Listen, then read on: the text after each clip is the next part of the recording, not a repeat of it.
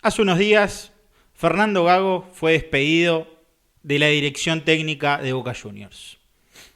Hoy vamos a ver las razones por su despido y los posibles candidatos. Mirá.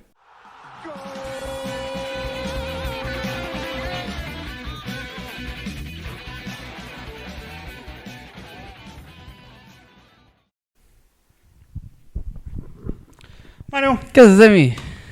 hoy volvemos con una noticia extraña, sorprendente te diría. Mira, no te voy a decir buenas tardes porque creo que tardes hemos tenido mejores. Sí, por la cómo verdad que vienen sí. siendo estos últimos días con el tema de la salida de Gago de Boca.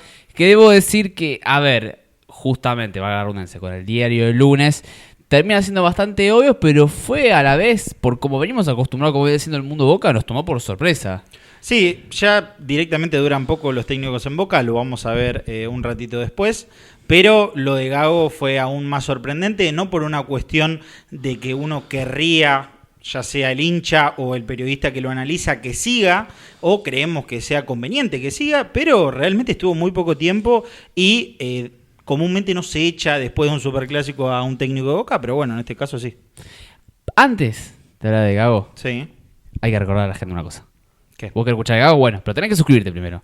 Le tenés que dar al botoncito rojo, darle like, si te interesa más esta clase de videos, que hay un montón de videos analizando de todos los equipos del fútbol argentino. Así que, ahora sí, Emi, seguimos hablando de Gago, que termina siendo, es verdad, despedido después de un clásico. Hay muchos datos que vamos a dar, muchos datos interesantes, pero hay que arrancar primero, como hacemos siempre habitualmente en el canal, hay que remontarnos al principio. ¿Cómo llega Fernando Gago a Boca? Que llega en octubre del año pasado, en 2024, en un ciclo que duró 191 días. Era una salida que, bueno, fue también bastante escandalosa desde las Chivas de Guadalajara.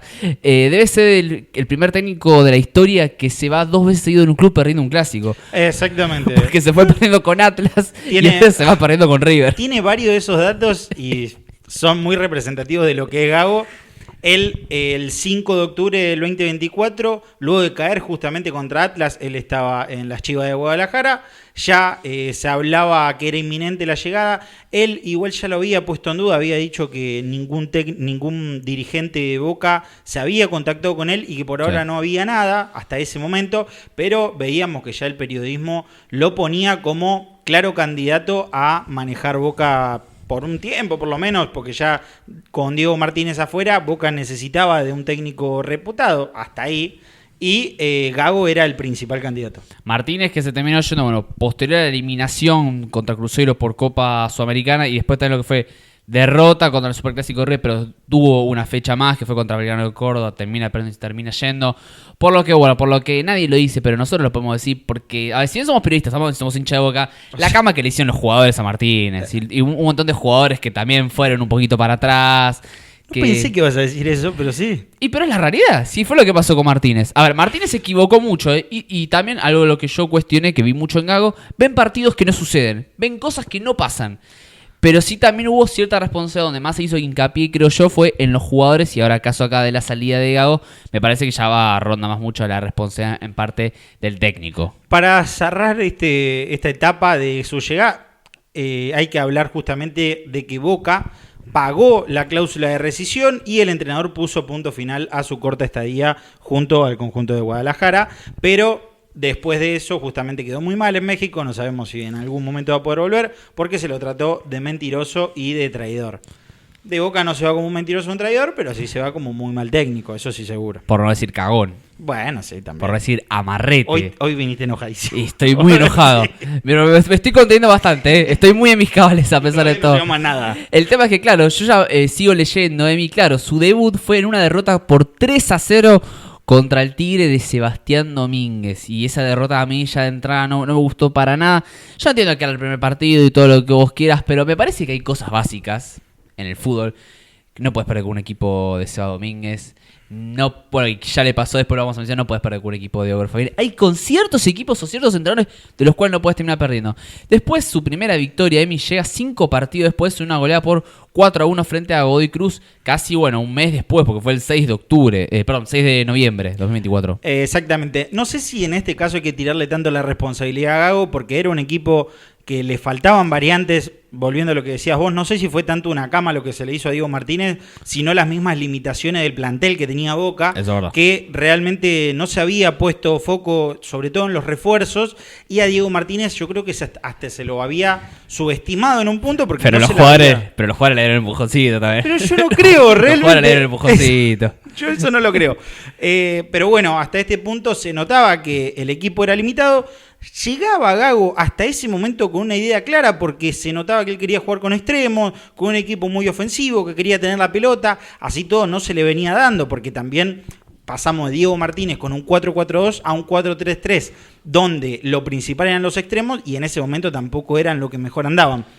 Esa temporada, justamente la 2024, culmina y termina con un saldo negativo en todos los partidos, no solo hablando de lo que es el torneo, con 5 triunfos, 4 empates y 3 caídas, que más allá de estos números se tradujeron en la eliminación en semifinal de la Copa Argentina, que creo que es la primera derrota catástrofe, por así decirlo, de este Gago, que es contra Vélez, que arrancó 2-0 abajo, lo dio vuelta 3-2 y en las últimas 2 jugadas del partido lo termina perdiendo 4-3. Y después, bueno, ya también como pasa en esta clase, están los partidos que creo Boca tiene que son que los pierde porque están mal planteados por el técnico o que los pierde por culpa de los jugadores, como que va alternando, haciendo uno y uno. Sí. Bueno, en este caso fue un poco en parte también por culpa de los jugadores, porque creo que si no me equivoco había sido expulsado Advíncula. Es el partido que Advíncula pega de atrás, no se lo expulsa y directamente cuando arranca el segundo tiempo va de vuelta en una primera jugada intrascendente y mete una tijera de atrás en la mitad de la cancha que dice, bueno, expúlsenme, ahora sí me quiero ir. El golazo en contra de Figal,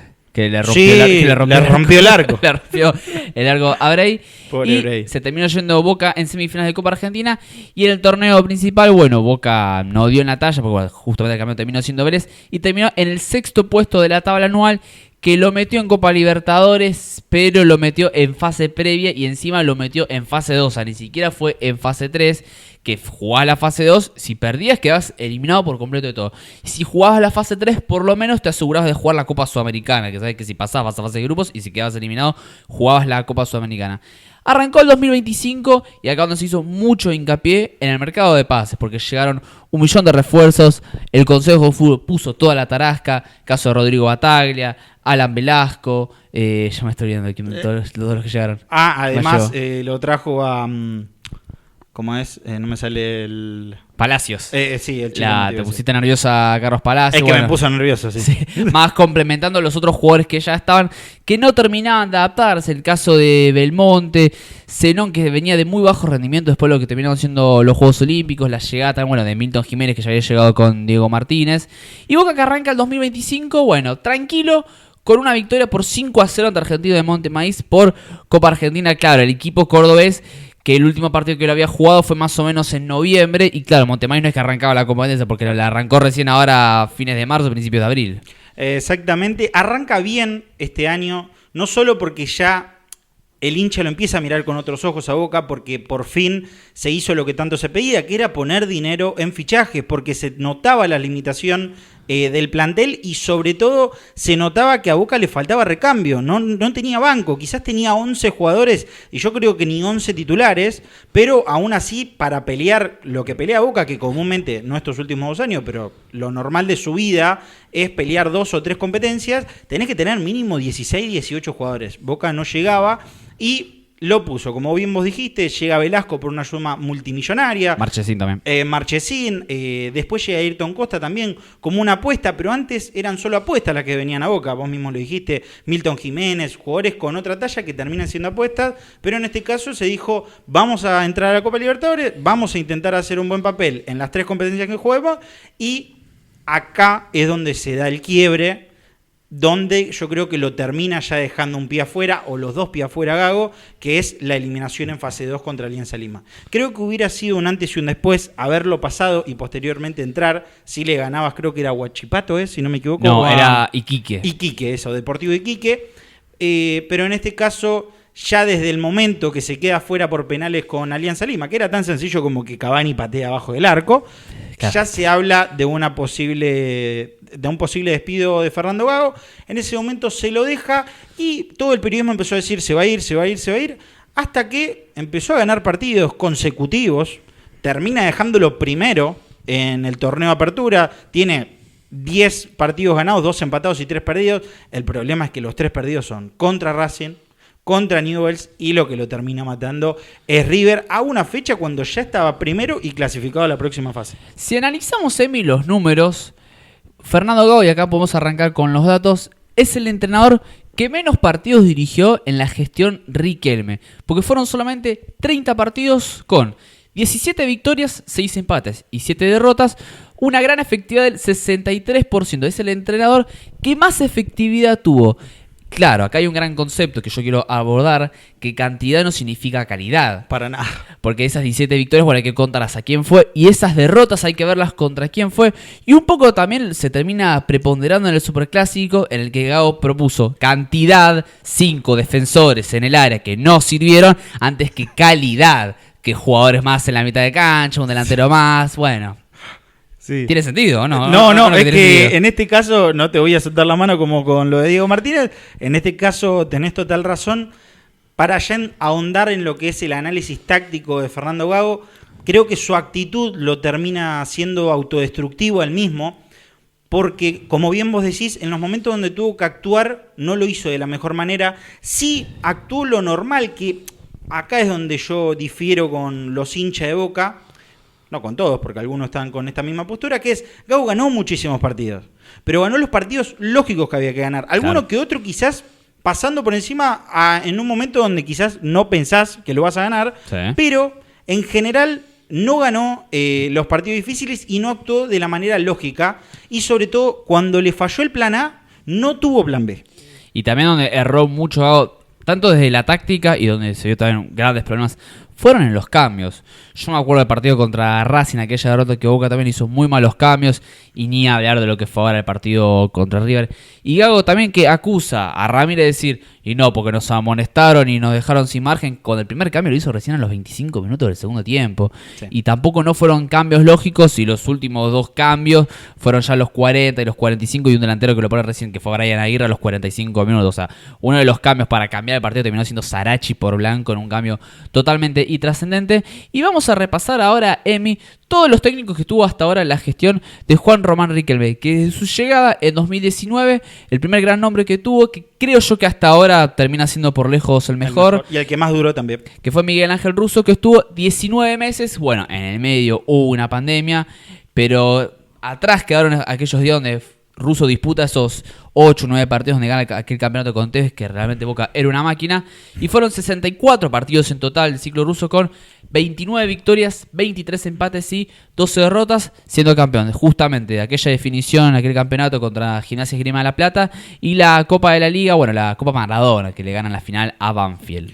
Se termina yendo Russo después de la eliminación en Copa Libertadores, si no me equivoco, es contra Atlético Mineiro. El día de que Rojo le quiere pegar con un matafuegos o contra Corinthians fue. Contra Atlético Mineiro. Contra Atlético Mineiro. El de Villa con las vallas, revoleando las vallas. Sí. Bueno, por los 2 goles que le habían anulado a Boca, tanto en la ida como en la vuelta. En ese momento Russo presenta la renuncia, se hace efectiva y aparece en la nómina lo que era Sebastián Bataglia, que saltó desde la tercera a la primera de Boca. Ya había estado en reserva y ya se había manejado con los que próximamente iban a ser las principales estrellas. En principio iban a ser 3 meses los que esté hasta fin de año, a lo que luego se terminó ampliando a los 11 meses que estuvo, donde disputó 57 partidos, triunfos, tuvo 29, cosechó 17 empates y cayó derrotado en 11 oportunidades. Y su efectividad, Emi, fue del 60% y ganó la Copa Argentina y la Copa de la Liga en 2022 en la final contra Tigre, y se fue posterior a la eliminación por penales contra Corinthians. Creo yo que de todas, bueno, puede pelear mano a mano con la Gago, fue una de las destituciones más polémicas por la famosa historia de la IPF. Exacto. Las declaraciones que tuvo Bataglia, que fue la realidad, se quejó porque no tenía refuerzos y no quedó eliminado por los planteos, sino básicamente porque Benedetto tuvo 2 penales, uno lo erra y otro lo manda a la concha de su madre, ya a la quinta. Eso me da más bronca. A la quinta bandeja. Sí. Pero bueno, Bataglia que hizo mella, y a Riquelme no gustó nada. De hecho, después Bataglia contó varias veces los malos tratos que tuvo, que no estaba tan de acuerdo, y se termina yendo. Y no llega tampoco un entrenador de grandes nombres, sino que es otro parche más, por decirlo de alguna manera, que venía también desde la reserva. Es improvisación sobre improvisación. Después de Russo vamos a notar que es esto. encontrar y más o menos se te pinchó la pelota, ponerle un parche. Y se te pinchó de otro lado y le volvés a poner un parche y seguís jugando. Es más o menos eso. Llega Hugo Ibarra, el negro. Otra leyenda más del club, que estuvo 8 meses, donde disputó 35 partidos, en lo que logró 20 triunfos, 7 empates y 9 derrotas. Obtuvo una eficacia del 62% y sobre todo logró el título de Liga y la Supercopa Argentina. Hasta ahora, los 3 técnicos que repasamos, los 3 ganaron 2 títulos. Me sorprende, no recordaba que tenía tan buenos números Ibarra. Y me acuerdo que ese Boca jugaba muy mal. Se implicaba bastante en aquel campeonato. Sí, no, tremendo, hermoso. Bueno, el famoso partido que le gana a River con el gol de Benedetto, que después lo abraza a Gallardo. Las dos crestas. Ni voy a Las dos crestas en la Bombonera. Y que también, bueno, muchas de esas victorias fueron en aquel campeonato donde Boca gana como 10, 11 partidos seguidos. Y ya después en 2023 se termina desdibujando por completo. Se va. Y después de Hugo Ibarra pensamos, bueno, hay un entrenador serio. Sonó el Tata Martino. Sonaron muchos, pero muchísimos nombres. Y claro, termina llegando para sorpresa de nadie Jorge Almirón. Un técnico que había estado en Lanús, en San Lorenzo, Independiente. El gran recuerdo que queda es en Lanús. Pero que realmente de lo que se ha apuntado, de lo que sonaba, termina siendo una expectativa mucho más baja, que fueron solamente 7 meses, y debe ser, Emi, uno de los ciclos más raros que habré visto en mi vida, porque fueron 43 partidos con 17 victorias, 13 empates, 13 derrotas, 49,71% de efectividad, y llegó a la final de la Copa de Libertadores a base de empate y penales. Empate y penales, la mística de los empates, penales y Romero. Fue el primer técnico que vamos a estar en la era Riquelme que no consiguió ningún título. Este fue el primero. Desde ahí se queda fuera de la final de la Copa, o sea, pierde la final de la Copa Libertadores y se queda fuera de la próxima edición con un muy mal rendimiento en el torneo local. De ahí viene otra sorpresa, que es Diego Martínez, que no venía con un gran nombre, pero era de gusto de Juan Román Riquelme. Ya había estado en Huracán y vino a Boca como el nuevo armador del fútbol que veía o que quería ver Riquelme en Boca. Estuvo 9 meses y sobre todo disputó 45 partidos, él no, su equipo, con 20 triunfos, 15 empates y 10 derrotas. Que lo mejor de Boca se empieza a ver posterior empate contra River en el Monumental, el gol de Medinazo, donde Boca empieza a repuntar, después llega a los cuartos de final de la Copa de la Liga, donde le gana a River, y donde se desmorona por completo como un castillo de arena, fue en aquella derrota contra Estudiantes de La Plata, otra vez con responsabilidad de los jugadores por aquella patada de Lema, acá en la yugular prácticamente el jugador de Estudiantes. Casi le arranca la cabeza. Y ya después arranca la Liga, donde también Boca empieza a arrancar mal. Y ya después llega la Copa Sudamericana, donde Boca queda eliminado también dolorosamente, justamente contra el Cruzeiro, la derrota en el Superclásico. Y en ese puñado de tiempo se terminó disolviendo por completo la gestión de Diego Martínez. A priori, Emi, no sé vos, después de Russo fue el entrenador que más ilusión me generaba. No sé si la palabra es ilusión, pero sí el que mejor átice de buen fútbol llegó a tener, eso sí seguro, porque Bataglia fue muy irregular, lo de Ibarra fue desastroso, y ya ni te digo lo de Almirón, que el muchacho le decía a un predicador, no sé qué le decía cómo iban a salir. El tarotista. El brujo, el tarotista. Sí, el tarotista. Entonces ya es como tenerlo a Maduro, ¿viste? Es como tenerlo a Nicolás Maduro de director técnico de Boca. Llegamos por fin a lo que es la actualidad de Boca y vamos a hablar del último momento que fue Fernando Gago, el último DT que tuvo Boca hasta este momento y fue, como ya dijimos, el que menos partidos tuvo en la era Riquelme y fue el tercer DT consecutivo de la era Riquelme que no cosechó títulos. Como datos de Gago para mostrar lo que fue no solo su carrera en Boca como director técnico, sino su carrera de director técnico en general, es la segunda vez que lo echan estando puntero. Ya lo habían echado así en Racing y ahora lo echan en Boca con 32 puntos y primero del torneo de apertura. Y debe ser también, Emi, otro dato, porque contra Racing lo echaron después de perder aquel clásico de perdiste con Tevez. Y ahora se va después de este clásico, o sea, sí. Se sacó la lotería en los datos malos. Y el de Chivas con Guadalajara. Bueno, Gago no tiene que jugar clásico, por favor. O sea, si un equipo lo va a contratar, tiene que pensar seriamente cuándo se va a jugar el clásico, porque si no es muy probable que lo pierda y lo terminan rajando. Esto yo creo que muestra que Gago puede llegar a cosechar triunfos, pero no necesariamente puede hacer las cosas bien o hace las cosas bien. Va a equipos grandes donde hace lo lógico y lo los equipos grandes, con lo lógico, comúnmente tienen mejores jugadores que el resto. Entonces los partidos de mitad de tabla para abajo te los va a ganar. El problema es que tiene mal rendimiento en los partidos importantes y sobre todo no encuentra soluciones. ¿Por qué? Porque en los partidos difíciles tenés que encontrar soluciones a medida que se van dando, porque comúnmente no se da algo tan lógico como un Boca contra Aldo Civi o contra un Racing contra Atlético Tucumán. Es algo más complejo y se necesita estar bien adecuado para esos momentos. Yo creo que eso es lo que lo ha terminado destituyendo de todos sus cargos a Fernando Gago hasta hoy en día. Es que, Emi, las derrotas que tiene, no sé si te acordás con Racing, Sí. queda eliminado en Copa Sudamericana perdiendo un partido con River de Uruguay que ya estaba completamente eliminado. Tenía que empatar de mínima y pierde ese partido. Y se queda fuera de la Copa Sudamericana. Y en 2022, bueno, aquel campeonato que pierde con Boca, que pierde contra uno de los peores Rivers que yo recuerdo también Sí. de Gallardo, que creo que encima termina haciendo después de su salida. Eso termina Exactamente. haciendo con aquel doblete de Borja, que Borja lo hace como... Me chupa todo un huevo y yo hago el gol igual, no me importa el nada. bailecito que clava después del segundo. Sí, Tipo, sí, es yo no como- sé dónde estoy parado, pero lo hice. Eso no importa. Y se termina perdiendo aquel torneo. Y me acuerdo Boca también jugando un muy mal partido contra Independiente en la Bombonera. La verdad que son todas derrotas durísimas las que tuvo Gago. Ahora hay que hacer un borrón y cuenta nueva. Pensar lo que va a venir por delante, porque Boca va a jugar la última fecha de la Copa de la Liga Apertura contra Tigre y que lo va a dirigir Mariano Herrón. Acá la duda está, no sabemos si Herrón va a dirigir solo este partido, si va a dirigir todo el campeonato, si va a estar hasta el Mundial de Clubes. La verdad es que no se sabe hasta cuándo va a estar la estadía de Herrón, que debe ser su tercer, cuarto interinato. Sí. Yo estoy esperando que llegue un día que Herrón ponga y diga, yo quiero dirigir. Es que para mí él ya lo habrá dicho, pero entiende que todavía no tiene la espalda. Y sí. Quizás si en un futuro se va y hace bien las cosas en otro club. Yo creo que Ron es esa gente que por ahí no sobresale, pero sí cada vez que tiene la oportunidad de ser interino, hace las cosas lógicas, pone a lo que tiene que poner y después le da el arma a los jugadores y le dice, muchacho, esto es suyo, yo voy a hacer lo que pueda afuera, pero el partido lo juegan ustedes. Que creo que al fin y al cabo es lo que termina siendo un entrenador, además de potenciar, además de ver cosas que el hincha o el periodista no ve.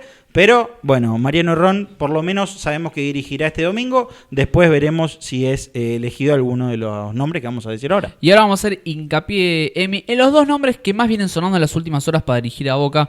Arrancamos por el primero, que supuestamente se le apuntaba el favorito de Riquelme, que es Gabriel Milito, el ex defensor que estuvo bueno en Independiente, en Barcelona. Que los puntos a favor que tiene es que tiene una buena relación con Riquelme, con el Consejo de Fútbol. Se dice también que es hincha de Boca, eso la verdad es que no, Sí, nunca lo vamos no a lo saber.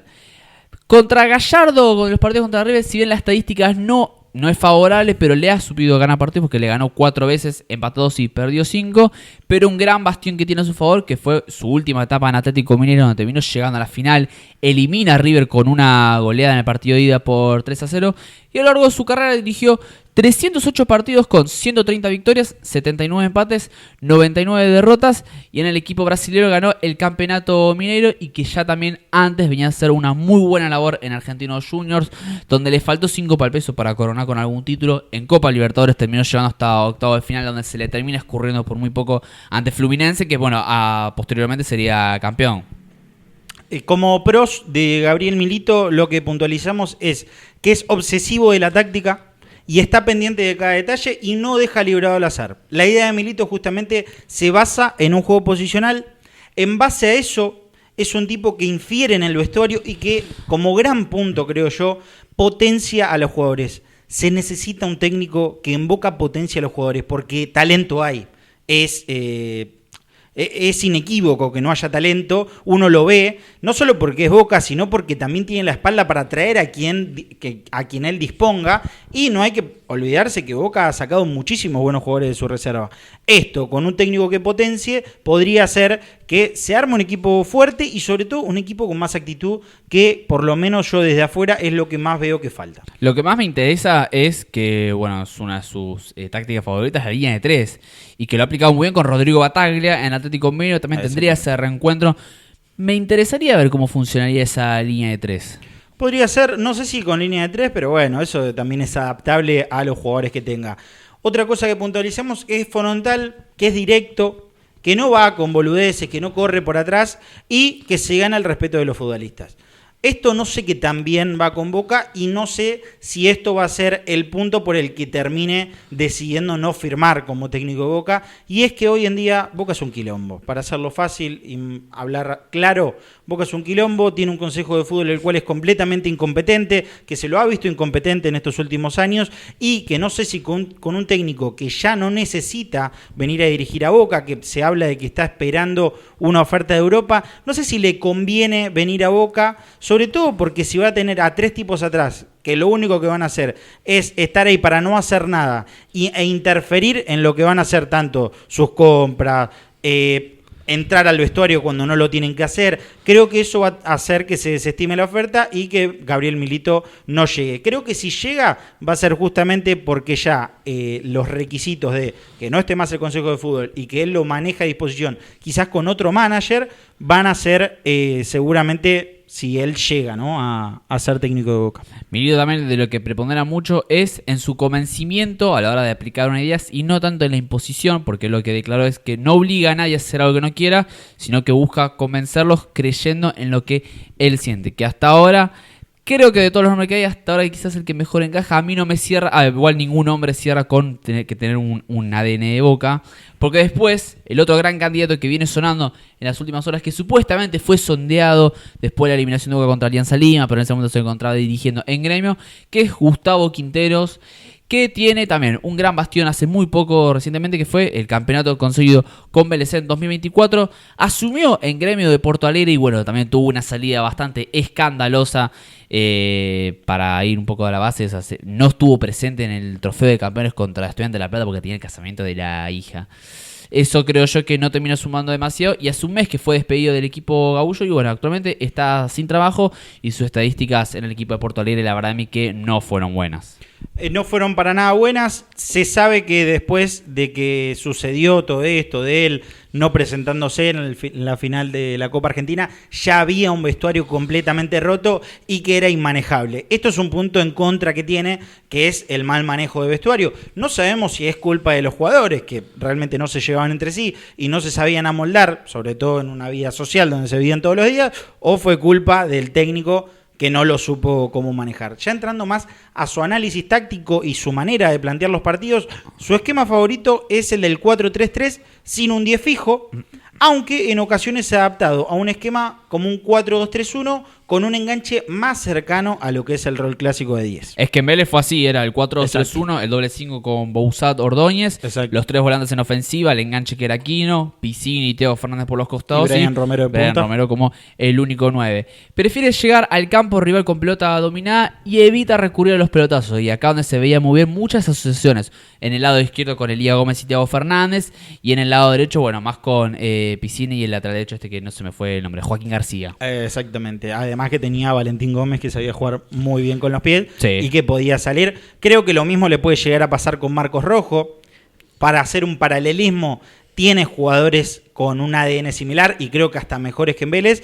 Y si llega, no sé si sería tan malo. Creo que es un técnico que a la primera que se le dé un llamado va a llegar, porque quizás en comparación con Milito sí le serviría dirigir a Boca y sí sería como el punto más alto de su carrera. Creo que por Milito no es de lo mismo. Vamos a pasar por los próximos nombres un poco más rápido porque creo que están un escalón por debajo. Sí. Se habló de vuelta de Rodolfo Arrobarrena, ya tuvo su anterior paso como DT en Boca de 2014 a 2016. El vasco actualmente está sin trabajo, fue expulsado de un equipo árabe que ahora no recuerdo el nombre, si no me equivoco es el Al Tawon. Al Tawon. Me lo guardé increíblemente. El Alto One, y ya hace mucho tiempo que no está en un rodaje competitivo, eso hay que aclararlo también. Como segundo nombre lo tenemos a Cristian El Kili González, jugador de Boca y además como técnico ha tenido muy buena relación con Riquelme. Hace muy poco ha sido despedido de Unión de Santa Fe.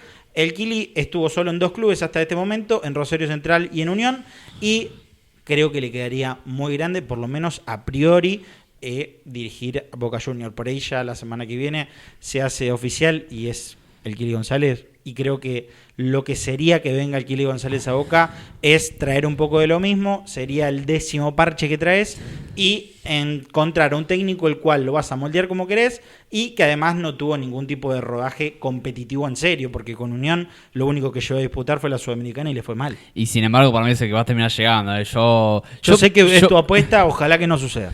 No, es que yo prefiero pensar en el peor caso posible. Antes Sí, que lo llame con Milito y con Quinteros, como pasó en su momento con Almirón. Prefiero creer que vaya el Kili González, porque la verdad que el mundo de Boca es así. Y encima también a mí las estadísticas, porque en 77 partidos tuvo 27 derrotas. O sea, tuvo más derrotas que victorias y de empates. O sea, ya partiendo de la base de perdón, no porque sea el Kili González, podemos ponerle el nombre que vos quieras. No puedes traer un entrenador que en su último, o sea, dirigió, claro, un solo club, porque en Rosario Central fue más un interinato que otra cosa. Exacto. En su único club que dirigió haya tenido más derrotas. Y no es que, bueno, dirigió 10 partidos, o sea, dirigió muchos partidos y tuvo muchas más derrotas. Y el último nombre, que ya igual lo más probable es que termine rechazando la propuesta, que sonó en su momento, Gerardo el Tata Martino, pero que a priori yo no lo veo llegando a Boca.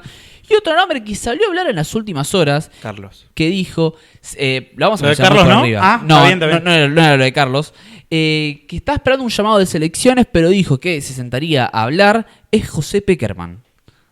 Dijo que hablaría con... Esto no lo sabía. Sí, dijo Debe ser Pekerman que en hablaría. las últimas horas estuve viajando directamente. Dijo Pekerman que hablaría, pero que está esperando más una oferta de selecciones y no tanto de fútbol local. Y después mencionar muy al pasar lo de Carlos Bianchi, que para mí es sumo más que otra cosa. Para mí no va a terminar llegando, no va a pasar nada con Bianchi. Lo que sí creo que no se dijo, pero esto es una idea mía asimilando ciertas piezas, que es que Bianchi, yo creo que no como director técnico, que es lo que se está hablando ahora, de que quiere traer a las porristas de vuelta.